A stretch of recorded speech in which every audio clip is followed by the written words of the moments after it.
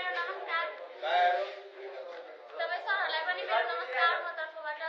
सबैभन्दा प्रथम सहभागी भनेको के हो? सहभागीको भनाइ हामी बालबालिकाहरूको हितका लागि हामी सबै विद्यार्थीहरू यस कार्यक्रममा भाग लिई उपस्थित भएका छौँ। बालबालिकाहरूलाई विद्यालय जान अति नै आवश्यक छ, किनकि बालबालिकालाई विद्यालय पठाउन छोडेर अभिभावकहरूले उमेर नपुगेकै बालबालिकाहरू कोही पसलमा, कोही होटेलमा, कोही ठुला कारखानामा इत्यादि काम गर्ने गरेका छन्। बालश्रम देशका लागि अति नै प्रभावकारी छन्।